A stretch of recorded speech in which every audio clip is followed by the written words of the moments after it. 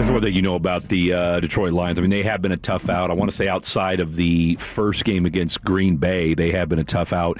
Now, they didn't look great against the Buffalo Bills. Or was that? No, I'm sorry, Philadelphia. They didn't look great against Philadelphia a few weeks ago. And, of course, as you already alluded to, Blake, and just what did I allude to? From reading the, injury report, from talking to Mark Ryan last night. This is a beat-up and wounded Detroit Lion team to the point now where, and one of the things, and you followed up with it today, Mark told us last night, you asked him about different players that were going to be out and who was he most concerned about. He talked about the tight end group. You tell us today that even their third-string tight end, correct, who is and the tight end position is a favorite of Jared Goff, and we've talked about it where if you can knock him off his spot, I'm talking about Jared Goff. Now, look, any quarterback you get to, they're going to be a little rough, but it just seems like with Jared Goff, he starts getting them happy feet and they're in trouble. But they're down to what? Their fourth-string tight end. So I don't know what kind of sets they're going to have. I mean, you're down two of your top three receivers, all three top tight ends, and your O-line's banged up. Yeah. And you've lost. I mean, we're almost at the point now where there's really no excuse for you not to win tomorrow. I would agree. If you're the Dallas Cowboys. All right, CeeDee Lamb, 2 weeks ago, everybody was ready to ship him out and see what you could get for him.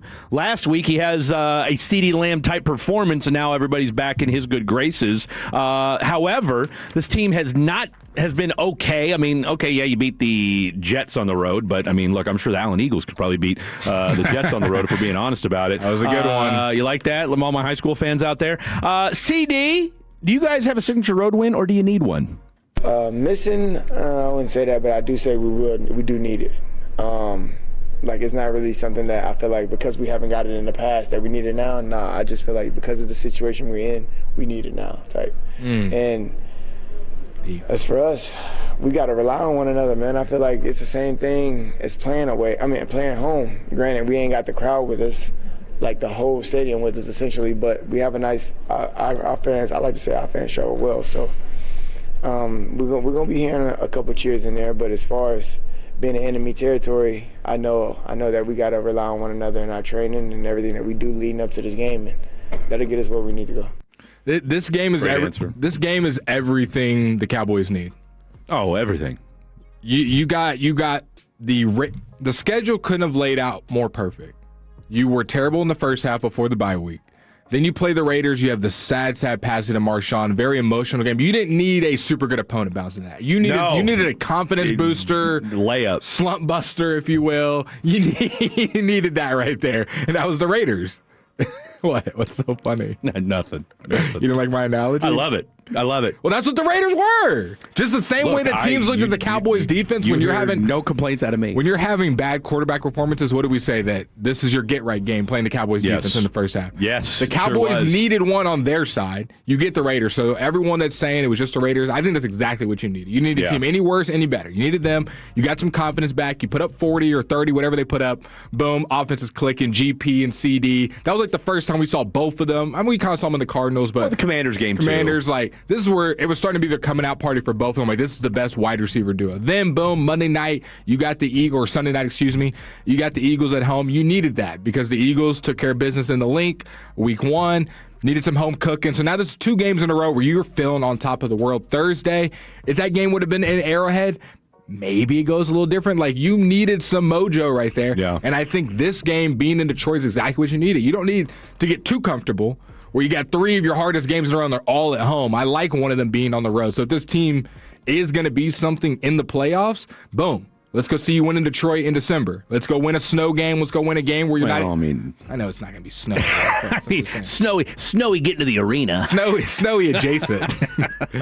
But you know what? And I'll piggyback off what you just said. Glad it's not at home. This is a real road game too. Yeah. Okay, this isn't the Las Vegas game where half the stadium was Cowboy fans. All right, this isn't SoFi where half the stadium will be Dallas fans. Really, I mean, and SCD alluded to, yes, Cowboy fans as we all know. But hey, one thing that we took away from that Thanksgiving game on Thursday, That was a 50-50 split. That was, and Fred is not just gassing it because it's his Chiefs. Look, everyone in the press box is like, wow. When you heard the Chiefs come out and you heard that stadium, I mean, hell, they yelled in the home of the Chiefs, which they do at Arrowhead, and it was loud. Yeah. Kind of like when they say home, the Stars, and they do their thing. When they said Chiefs, you could hear it reverberate through the stadium. So it was. I would say when the Chiefs came out and you had the roar from the crowd, the only three roars that were louder was when Pickens, CD, and Dak's name were announced on the board. Outside of that, I mean, if you didn't know anybody, if you were Stevie Wonder, you'd have thought this might be a neutral site game. Yeah. All right. So, no, this will be a legit road test. Yes, there will be Cowboy fans at this game. How well do we think Cowboys travel compared to other historic franchises? I mean, I think they travel. I mean, well, first of all, you're a national brand, right? Yeah. So you got Cowboy fans all over the country, right? So exactly. You got people that are already there. That said, Detroit shows up. All right, like Detroit fans are going to show up for this game.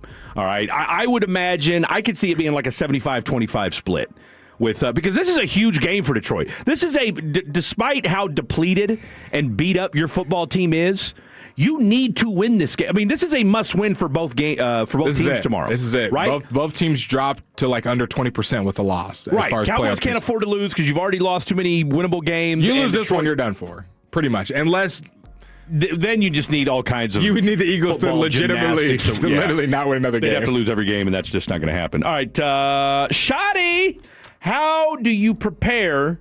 Hold on. We got somebody going. We got some things going on here in the Pimp Cup. I'm like, you're trying to pull for a clip, and he's a little preoccupied. Here we go. This would be a good time to talk about the Thanksgiving ratings. The Cowboys and Chiefs set a record for most watched regular season game in NFL history with. Now, we thought they would, but man. 57.2 million, blowing out that $43 million marker out the water. You had Patty Mahomes coming back home, first time at AT&T, so that's a draw.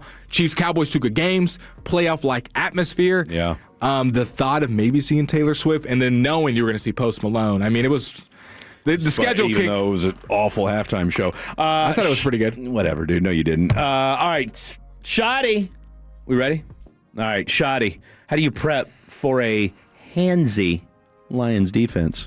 Yeah, I mean, I really respect them. I respect, what Coach Shepard and his staff do and the way they play. Like, they don't care. I mean, they just get up there and they play press man to man, and they don't look at the jersey numbers and say, "Oh, that's 88 CeeDee Lamb or that's George Pickens." They don't care. Justin Jefferson doesn't matter. They're aggressive with their hands. They play a physical style that I love. And we're going to be challenged, and I think our guys are excited about that challenge, and they're looking forward to it. But the whole team plays a certain way, and that's that physical, intense, through the whistle mentality, and that starts with Dan. By the way, are the Mavericks trying to win 3 in a row? Are the Mavericks trying to win 3 in a row? They're now up 9 over the Miami Heat, 62-53. Let's see here. Nemhard. I knew I should have taken his over again. But him and Cooper Flagg are both in double figures already. Nemhard has 13. Cooper's got 10. Max Christie hit another 3 as well. So was he at 3? 2. He's at 2. Okay. Well, I mean, you said that like Clay is. Oh, Max Christie's 1 for 2, dude. No, he's not. Max Christie. Oh, he is. Okay, you know what? You're getting a little too carried away. Just field goals. Look at his field goals, bro. Calm down. Look, it's no worse than Andrew Wiggins, who has 2 points. And I really need him to pick up the pace. Okay. All right, we'll talk about our parlays here in a little bit. All right, Shoddy, we just heard from him about that handsy Lions defense. Quinnen Williams. Wait. Before we play this next clip, do you think the Lions defensive backs, Jacob, you can jump on this too, can defend George Pickens, CD in any kind of criteria? There already weren't a great defensive back room, and now you lost your starting corner and safety.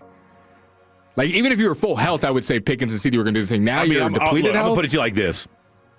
The Chiefs back in a month, 6 weeks ago, whatever it was, when it was pretty much the exact same situation as far as who was all hurt, although I think Brian Branch was there, at least for that game. But Mahomes and company did whatever they wanted. Yeah. Okay? And that's without Pickens, and I want to say that was without Rashee Rice, too. So, tell you all that to tell you this. Take the over. There's no reason why Pickens, CD, Ferguson, hell, I might even take a Flournoy prop while I'm at it, too, because it could be that rich tomorrow. Outside of, I mean, really, the only thing you're worried about tomorrow, I mean, I shouldn't say the only thing you're worried about. I mean, look, Anzalone's good.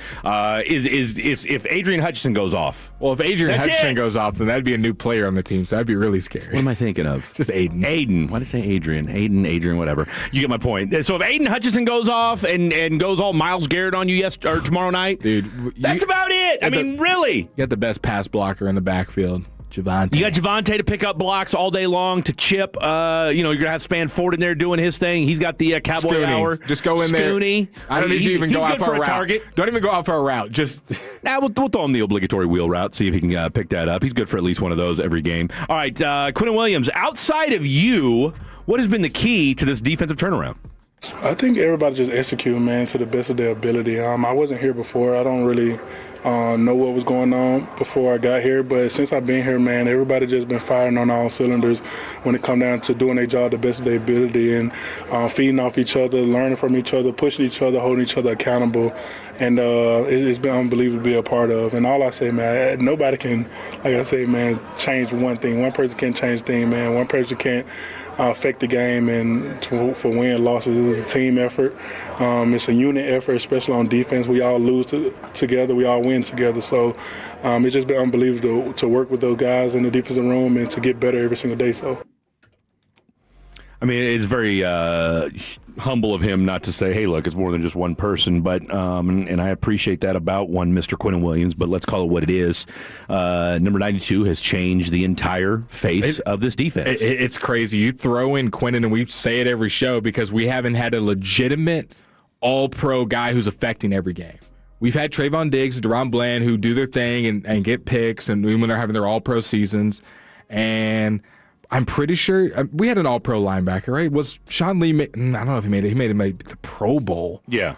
I don't know if you've had an all-pro guy that you can just DeMarcus Lawrence and Micah, but other than this level, no. Yeah, I mean Micah, yes, and he was a game wrecker, but it was more of just a flash. Like, yes, you would think some games because we have Micah, we have a better chance of winning. It's the same way you just said about Detroit. They got an Aiden Hutchinson, he can wreck a game. But it's just something different when it's brute force, and it's something that you can't really scheme, and it's just like, at the end of the day, I'm stronger than you. You can't chip Quinnen Williams, okay? Like, you can, I mean, and you saw it last year, and I know exactly where you're going with this. And again, this is not a slight on Micah Parsons. It's a better feeling going into it. It's a lot, and that's why the Chris Joneses of the world, that's why the Aaron Donalds of the world, that's why, the Vita Veas of the world. Like, there's just something about when you have a game-wrecking nose tackle or defensive tackle that can, I mean, they can literally, because they can affect so much more, right? Like, they can affect, I don't know that necessarily Micah Parsons made everybody on the D-line better. I agreed. Okay. I think even the biggest Micah Parsons lover would say that. Yes, did he sometimes free up a guy to go one-on-one instead of two-on-one? Of course. But they still had to do it. Whereas, like, when I have to send a center and a guard and have the running back and have a running back potentially chip on you as well, now all of a sudden it's like, okay, somebody's getting loose, right? Whereas if it's just the edge, I can send an extra tight end. I can send a fullback. I can go the other way. I can go the other way. We saw it last year with the Saints when they basically said, you know what, we're just going to run the opposite direction.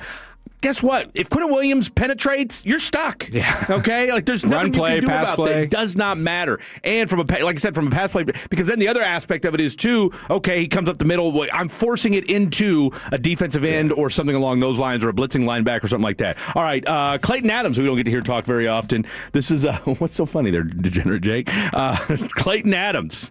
How has Dak kept both wide receivers happy? I think the easy answer to that is you got to throw the ball to the guy that's open. But it's not always the exact answer. I think that sometimes you're designing pass concept for the coverage that you're in, normal leverage man coverage, then it's who wins. Couldn't have said it better myself. George Pickens, some people are saying that the slant is the only thing you can do. Hey, look, if that is it, then God bless you. You're doing it at a high level. Can anybody stop it, GP? Nah, it's kind of inevitable. It's going to happen regardless. Yeah, that's why I really can't really describe it. It's going to kind of happen regardless. Because I done beat it against two man. I done beat it against man, 3, 4. So it's a window thing. I agree. Because I hope they start over playing for the slant. And now you can use reverse psychology. Now that this info is out, this actually helps George. Because now DBs are like, they'll cheat inside. Is he trying to just like ego me and he's just going to think he can run the slant on me? And now he does a sluggo. Or vice versa. Like, it's out there. There's no way he'd run a slant on me, right? Everyone knows that that's the talk of the town. And boom, one step inside. The Chiefs wide receiver, former Chiefs wide receiver, Garrick Dieter or whatever, he had a cup of coffee with the Chiefs. And I think his more claim to fame was he was just friends with Pat Mahomes. Had some ignoramus tweet leading up to the game last week that's all George Pickens does. And, of course, that kind of went viral for a minute. So, clearly somebody that hasn't watched the games this year, I mean, yes, has slants been one of his bread and butter? Absolutely. But to suggest, and this is coming from a guy that's a wide receiver. Super bad take. It was an awful take. I mean, if you watch George Pickens, there's really nothing he can't do. And also, he is the number one graded deep ball catcher now 2 years in a row. Now, here's the thing. Does he run the cleanest, crispest routes in the NFL? No. But when you're a freak of nature the way he is and can get open, and plus, not to mention, even if he's not open, he's open. Long strides. Even when he's running in space, it looks like he's kind of like jogging because he takes super long strides. Well, that, and of course, we could ask our boy Brian Broaddus, who loves to talk about how he high points the ball better than anybody in the National Football League as well. So, I mean, it's kind of just lazy to suggest that he only does slants. I mean, obviously, again, that's one thing. That's one way that he kills you. But look, it's a good problem to have if you're the Dallas Cowboys.